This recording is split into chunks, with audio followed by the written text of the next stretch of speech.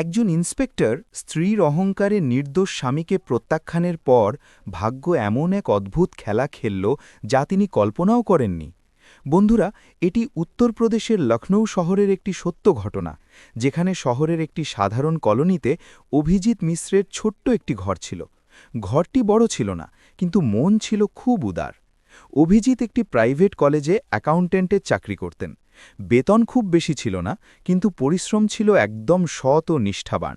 সেই ঘরে একদিন কোণে হয়ে এসেছিলেন প্রিয়াঙ্কা সিংহ, নতুন নতুন ইন্সপেক্টর পদে যোগ দেওয়া তীক্ষ্ণ বুদ্ধিসম্পন্না ও উচ্চাকাঙ্ক্ষী এক মেয়ে।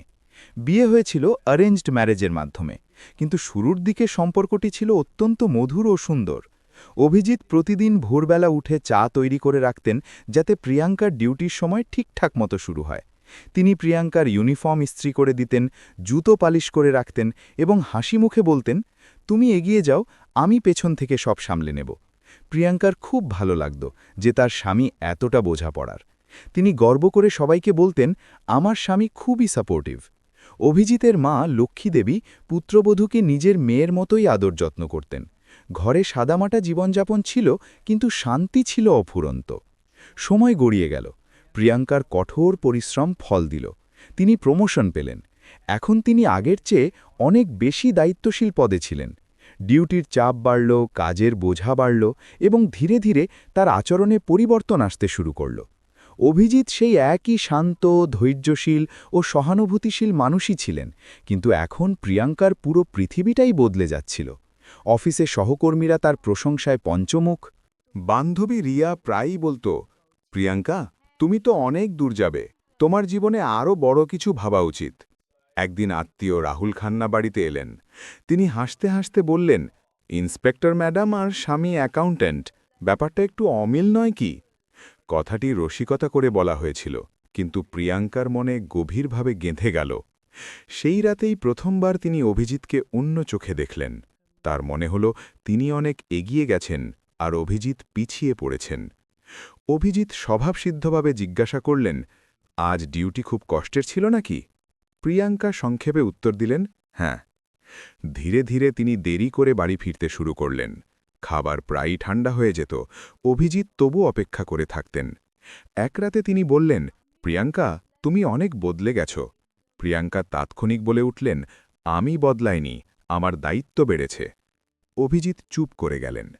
তিনি বুঝতে পারছিলেন এটা শুধু দায়িত্বের ব্যাপার নয়, চিন্তাভাবনার মধ্যে বিশাল ফারাক তৈরি হয়েছে। কিছুদিন পর প্রিয়াঙ্কা একটি নতুন ফ্ল্যাট কেনার কথা তুললেন। তিনি বললেন, এই ছোট ঘর এখন আমার স্ট্যাটাসের সঙ্গে মানানসই নয়। লক্ষ্মীদেবীর মনে এই কথা গভীরভাবে বিঁধল। অভিজিৎ ধীর কণ্ঠে বললেন, ঘর ছোট হতে পারে, কিন্তু সম্মান আর আপনজন কখনো ছোট হয় না। প্রিয়াঙ্কা রাগের মাথায় উত্তর দিলেন, তুমি বুঝবে না অভিজিৎ, তুমি কখনো আমার জায়গায় ছিলে না। এই প্রথমবার তিনি তুমি আর আমির মাঝে একটা অদৃশ্য দূরত্ব তৈরি করে দিলেন। অভিজিৎ তবুও পাশে থাকার চেষ্টা চালিয়ে গেলেন।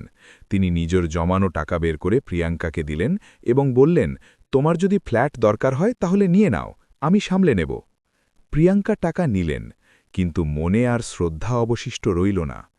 এখন তিনি প্রায়ই তুলনা করতে শুরু করলেন। অফিসের অফিসারদের স্বামীরা বড় বড় ব্যবসা করতেন, কেউ রিয়েল এস্টেট ডেভেলপার, কেউ কন্ট্রাক্টর। তার কাছে অভিজিৎকে ছোট মনে হতে লাগল। এক সন্ধ্যায় তিনি খুব রেগে বাড়ি ফিরলেন। অফিসে আবার কেউ একই খোঁচা দিয়েছিল। অভিজিৎ দরজা খুলে হাসি মুখে বললেন, আজ তোমার পছন্দের সবজি রান্না করেছি। প্রিয়াঙ্কা ব্যাগটা সোফায় ছুঁড়ে ফেলে দিলেন। অভিজিৎ, তোমার কি কখনো লজ্জা করে না? অভিজিৎ অবাক হয়ে বললেন, কিসের জন্য? এই জন্য যে তোমার স্ত্রী ইন্সপেক্টর আর তুমি স্রেফ একজন অ্যাকাউন্টেন্ট। ঘরে নিস্তব্ধতা নেমে এলো। লক্ষ্মীদেবী দরজার কাছে দাঁড়িয়েছিলেন, তার চোখ ভিজে এলো। অভিজিৎ ধীরে বললেন, কাজ ছোট বড় হয় না প্রিয়াঙ্কা। প্রিয়াঙ্কার গলা আরও কঠোর হল। হয়, সমাজ দেখে, লোকে হাসে। অভিজিৎ শান্তভাবে জিজ্ঞাসা করলেন, আর তুমিও এখন সেটাই দেখছ যা লোকে দেখে? প্রিয়াঙ্কা না ভেবেই বললেন, হ্যাঁ, কারণ তুমি আমার যোগ্য নও। এই কথাগুলো যেন দেয়ালে ধাক্কা খেয়ে পুরো ঘরে ছড়িয়ে পড়ল। অভিজিতের চোখে জল ছিল না, রাগও ছিল না, শুধু এক গভীর কষ্ট ছিল। তিনি খুব ধীরে বললেন, আমি সবসময় স্বামীর দায়িত্ব পালন করেছি, কিন্তু সম্ভবত তোমার স্বামী নয়, স্ট্যাটাস দরকার ছিল। প্রিয়াঙ্কা মুখ ফিরিয়ে নিলেন। সেই রাতে দুজনে আলাদা ঘরে ঘুমালেন। সকালে প্রথমবার অভিজিৎ চা বানালেন না, ইউনিফর্মও ইস্ত্রি করলেন না। প্রিয়াঙ্কা নিজে তৈরি হলেন, কিন্তু যাওয়ার সময় পেছন ফিরে তাকালেন। ঘর আগের মতোই ছিল, কিন্তু সম্পর্কের মধ্যে ফাটল ধরে গিয়েছিল। দরজা বন্ধ করার সময় তার সামান্য একটু উপলব্ধি হল, কিন্তু অহংকার তাকে চেপে ধরল। তার মনে হল তিনি সঠিক, আর সেই অহংকারই সেই ছোট ঘরের বড় স্বপ্নগুলোতে প্রথম ফাটল ধরিয়ে দিল। সেই দিন থেকে তাদের সম্পর্কের মধ্যে যে দূরত্ব এলো, সেটাই ছিল আসন্ন ঝড়ের শুরু। বন্ধুরা, এখন ঘরে কথা কম আর নীরবতা বেশি থাকতে শুরু করল। একই ডাইনিং টেবিলে বসতেন, কিন্তু প্লেটের শব্দও যেন অচেনা লাগত। প্রিয়াঙ্কা নিজেকে আরও বেশি কাজে ডুবিয়ে দিলেন। তিনি গভীর রাত পর্যন্ত বাইরে থাকতেন, মিটিং, অনুষ্ঠান, নতুন যোগাযোগ। তার মনে হতো এটাই তার আসল পৃথিবী। অভিজিৎ কোনো প্রশ্ন করেননি। তিনি নিজের রুটিন বদলে ফেলেছিলেন। তিনি সকালে তাড়াতাড়ি বেরিয়ে যেতেন আর অনেক সন্ধ্যায় ফিরতেন। কলেজের পাশাপাশি তিনি একটি টিউশন সেন্টারে পার্ট টাইম হিসাব রক্ষণের কাজ নিলেন। খরচ বেড়ে গিয়েছিল এবং দায়িত্ব এখন আগের চেয়ে অনেক ভারী মনে হতে লাগল। এর মধ্যেই এক অপ্রত্যাশিত খবর এলো। কলেজে হঠাৎ অডিট হয়। হিসাবের খাতায় কিছু অর্থের ঘাটতি ধরা পড়ল। যে ফাইলগুলোতে স্বাক্ষর ছিল তাতে অভিজিতের নাম সামনে এলো। বিষয়টি ছোট ছিল, কিন্তু অভিযোগকে বড় করে দেখানো হলো। ম্যানেজমেন্ট গভীর তদন্ত না করেই তাকে নোটিশ দিয়ে দিল। কথা ছড়িয়ে পড়তে দেরি হল না। কয়েক ঘন্টার মধ্যেই খবর পাড়ায় পৌঁছে গেল। লোকে নিজেদের মধ্যে আলোচনা শুরু করল। অভিজিৎ যখন বাড়িতে বিষয়টি জানালেন, প্রিয়াঙ্কার মুখ শক্ত হয়ে গেল। তিনি সরাসরি কোনো সিদ্ধান্ত নিলেন না, কিন্তু তার মনে সন্দেহের বীজ বপন হয়ে গেল। তিনি নথিপত্র দেখলেন, কিন্তু অভিজিৎকে বিশ্বাস করার চেয়ে নিজের ইমেজ রক্ষার চিন্তা তার কাছে বেশি গুরুত্বপূর্ণ হয়ে উঠল। অভিজিৎ বোঝানোর চেষ্টা করলেন যে ভুল অন্য কারো, কিন্তু তদন্ত শেষ না হওয়া পর্যন্ত তাকে সাময়িক বরখাস্ত করা হল। এটি শুধু চাকরির প্রশ্ন ছিল না, আত্মসম্মানেরও ছিল। দিন কাটতে লাগল। অভিজিতের বেতন বন্ধ হয়ে গেল। খরচের চাপ বাড়তে লাগল। তিনি নিজের অবশিষ্ট জমানো টাকা দিয়ে সংসার চালাতে লাগলেন। প্রিয়াঙ্কা নিজেকে এই ঝামেলা থেকে দূরে রাখার চেষ্টা করলেন। তার ভয় ছিল পাছে তার নাম কোনো বিতর্কে জড়িয়ে পড়ে। তিনি পরিষ্কার বলে দিলেন যে যতক্ষণ না বিষয়টি পরিষ্কার হয়, ততক্ষণ তিনি জনসমক্ষে তারা পাশে দাঁড়াতে পারবেন না। এই কথাগুলো অভিজিতের কাছে যে কোনো শাস্তির চেয়ে কম ছিল না। কিছুদিন পর কলেজ ম্যানেজমেন্ট চূড়ান্ত সিদ্ধান্ত জানাল। পোক্ত প্রমাণ ছাড়াই তাকে চাকরি থেকে সরিয়ে দেওয়া হল। অভিজিৎ প্রতিবাদ করলেন না। তিনি চুপচাপ কাগজপত্রে সই করে দিলেন। বাড়ি ফেরার সময় তার পা যেন ভারী হয়ে এসেছিল। তিনি দরজা খুললেন, ঘরের দিকে তাকালেন, তারপর কিছু না বলে নিজের ব্যাগ গুছিয়ে নিলেন। লক্ষ্মীদেবী বুঝতে পারলেন যে কথা এখন আর শুধু অভিযোগের নেই, সম্মানের হয়ে দাঁড়িয়েছে। অভিজিৎ ঠিক করলেন যে কিছু সময়ের জন্য শহর ছেড়ে চলে যাবেন। তিনি বললেন যে গ্রামে গিয়ে নতুন করে শুরু করবেন।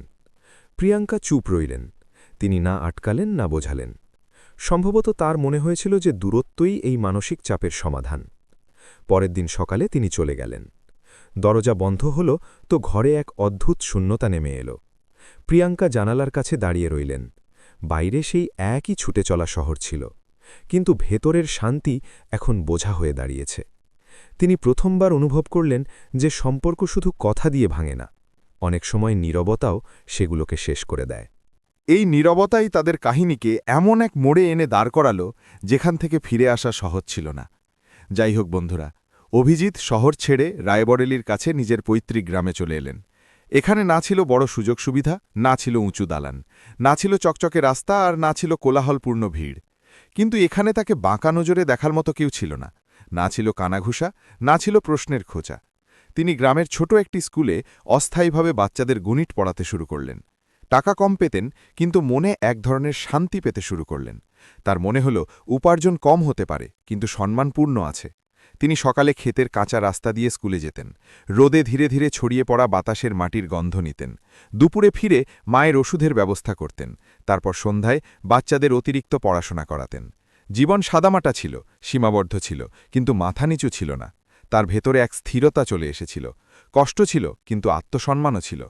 ওদিকে শহরে তদন্ত ধীরে ধীরে এগোতে লাগল। অডিট রিপোর্টের গভীরে গিয়ে পর্যালোচনা করা হলো।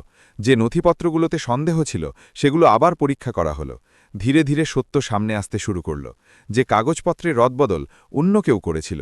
আসল জালিয়াতি ম্যানেজমেন্টের একজন সিনিয়র কর্মচারী লুকানোর চেষ্টা করেছিলেন, এবং দোষ অন্য কারো উপর চাপিয়ে দেওয়া হয়েছিল। সত্য সামনে এলো, কিন্তু অনেক দেরিতে। কলেজ প্রশাসন অভিজিৎকে ফোন করল। কণ্ঠে সংকোচ ছিল। তারা স্বীকার করল যে ভুল হয়ে গিয়েছিল এবং তিনি চাইলে আবার নিজের চাকরি ফিরে পেতে পারেন। অভিজিৎ শান্ত স্বরে মানা করে দিলেন। তিনি বললেন যে বিশ্বাস একবার ভেঙে গেলে চাকরি ফিরলেও মন ফিরে আসে না। তার কথায় রাগ ছিল না, ছিল স্রেফ এক অটল সিদ্ধান্ত। এই খবর যখন প্রিয়াঙ্কার কাছে পৌঁছাল, তার ভেতরটা গভীরভাবে কেঁপে উঠল। তিনি প্রথমবার স্পষ্টভাবে অনুভব করলেন যে অভিযোগ শুধু কাগজের উপর ছিল না, সেটা তার নিজের বিশ্বাসের উপরেও ছিল। তিনি শুধু দুনিয়ার সামনে নয়, নিজের ঘরেও অভিজিৎকে একা ছেড়ে দিয়েছিলেন। তিনি বেশ কয়েকদিন ধরে অস্থির হয়ে রইলেন। ডিউটির সময়ও তার মনোযোগ বিচ্ছিন্ন হতে লাগল। কেসের ফাইল খোলা থাকত, কিন্তু তার মন বারবার সেই একই কথায় ফিরে আসত। রাতে বাড়ি ফিরলে খালি ঘরগুলো যেন তাকে গিলতে আসত, যেমন প্রতিটি দেওয়াল তাকে প্রশ্ন করছে। এক সন্ধ্যায় তিনি হঠাৎ সিদ্ধান্ত নিলেন। কাউকে কিছু না বলে তিনি গ্রামের দিকে রওনা দিলেন। দীর্ঘ রাস্তা, ধুলোমাখা বাতাস আর রাস্তার নিস্তব্ধতা তার সঙ্গী ছিল।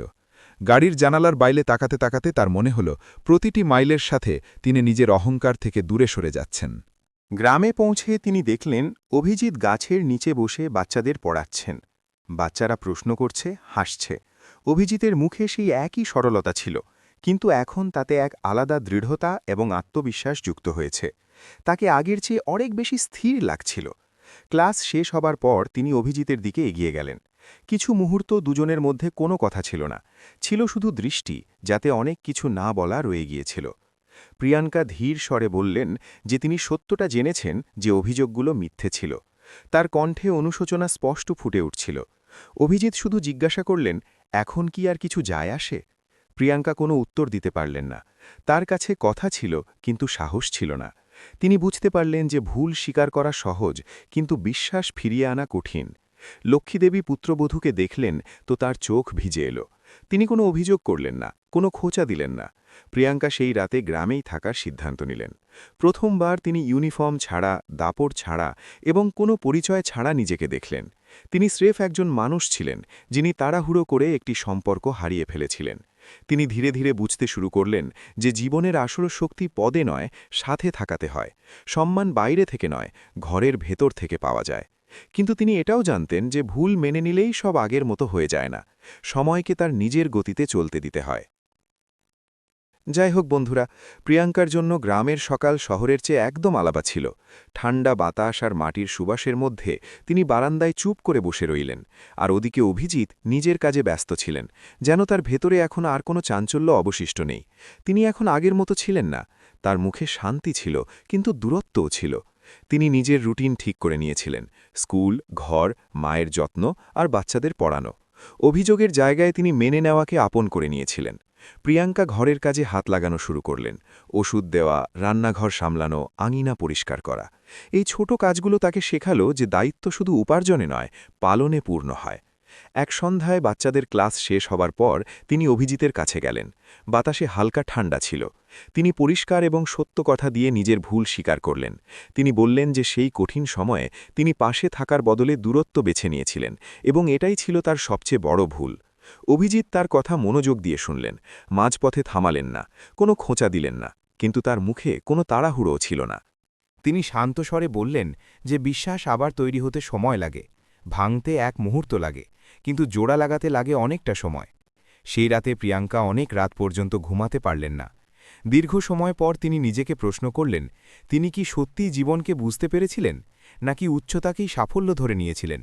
তিনি কি সম্পর্ককে সমতার বদলে তুলনা দিয়ে মেপেছিলেন? পরের দিন তিনি শহরে ফিরলেন। তিনি কলেজ প্রশাসনের সাথে দেখা করে লিখিত ক্ষমা প্রার্থনা দেওয়ালেন। যারা মিথ্যা অভিযোগ করেছিল তাদের বিরুদ্ধে আনুষ্ঠানিক ব্যবস্থা নেওয়ার প্রক্রিয়া শুরু করালেন। তিনি চেয়েছিলেন অভিজিতের নাম যেন পুরোপুরি পরিষ্কার হয়। চাই তিনি সেই চাকরিতে ফিরে না যান। তার কাছে এখন পদের চেয়ে বেশি জরুরি ছিল অভিজিতের সম্মান।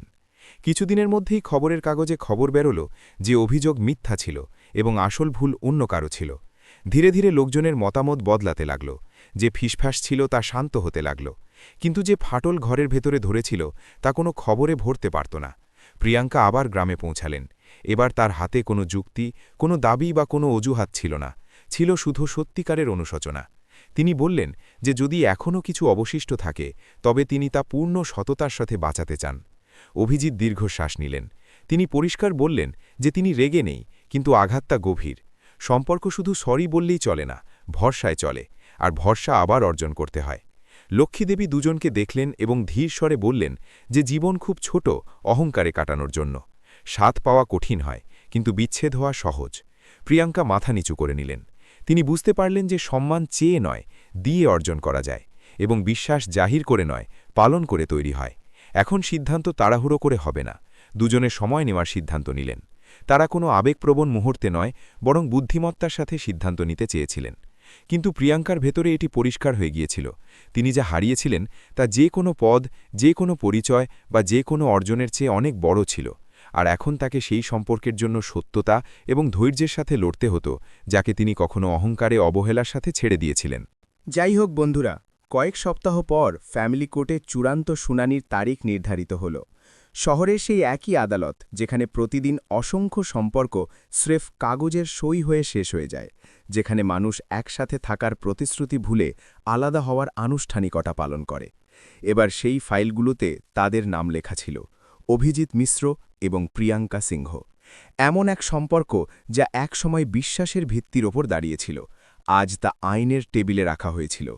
প্রিয়াঙ্কা কোর্টে পৌঁছলেন তো তার পা ভারী মনে হচ্ছিল।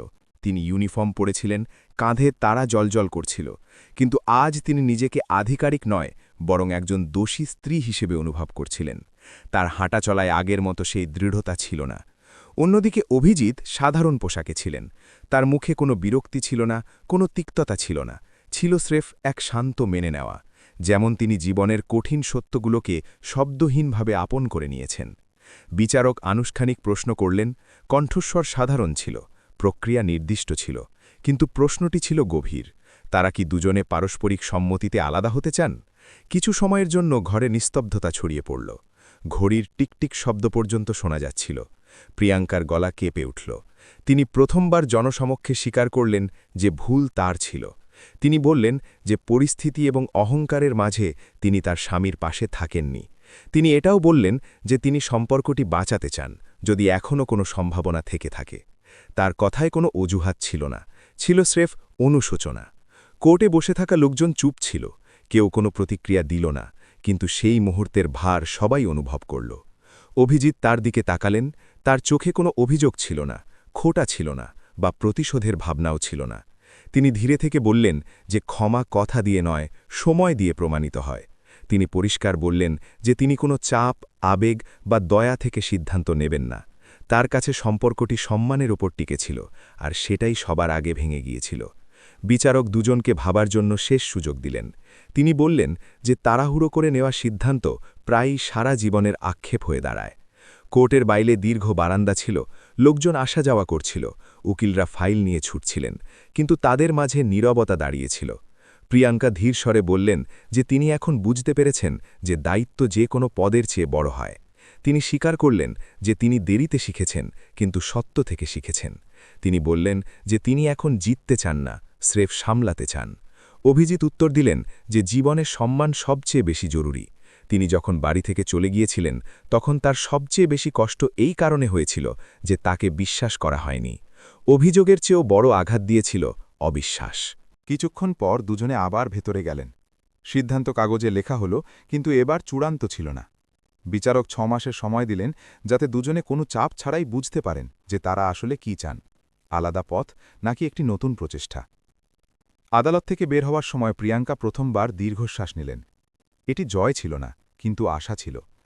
সম্ভবত জীবন তাদের আরও একটি সুযোগ দিয়েছিল। গ্রামে ফিরে তিনি নিজেকে বদলানোর সত্যিকারের প্রচেষ্টা শুরু করলেন। তিনি নিয়মিত যাতায়াত শুরু করলেন, বাচ্চাদের পড়াশোনায় সাহায্য করতে লাগলেন। লক্ষ্মীদেবীর সাথে বসে ঘরের গল্প শুনতেন, রান্নাঘরে হাত বাটাতেন। তিনি কারও ওপর নিজের কথা চাপানোর চেষ্টা করেননি, না দ্রুত সব ঠিক হয়ে যাওয়ার আশা করেছেন। তিনি স্রেফ উপস্থিত থাকতে শুরু করলেন, বিনা শর্তে, বিনা তর্কে। ধীরে ধীরে দূরত্ব কমতে লাগল। বিশ্বাস সাথে সাথে ফেরেনি, কিন্তু সংলাপ ফিরে এলো। নীরবতার জায়গায় সাধারণ কথাবার্তা শুরু হলো।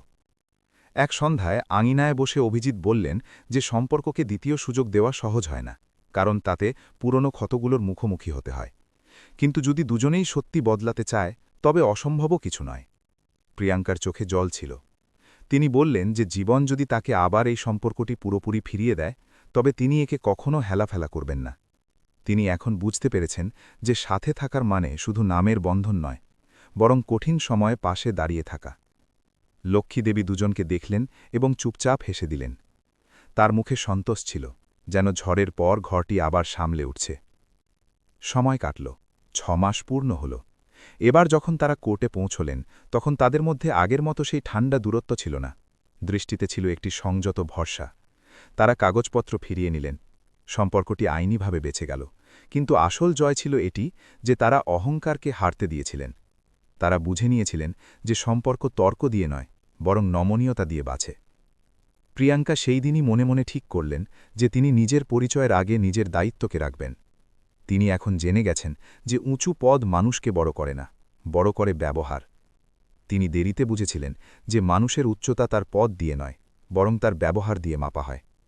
আর সেই দিন যখন তিনি সত্যিকারের মন থেকে নিজের সম্পর্ককে আবার আপন করে নিলেন, তিনি গভীরভাবে অনুভব করলেন যে আসল সম্মান ইউনিফর্মের। চমকে নয়, বরং ঘরের চৌকাঠে পাওয়া যায়, সেখানে যেখানে বিশ্বাস আর পাশে থাকা সবচেয়ে বড় অর্জন। বন্ধুরা, এই কাহিনীর শিক্ষা পরিষ্কার। সম্পর্ক অহংকারে নয়, বরং দায়িত্বে চলে।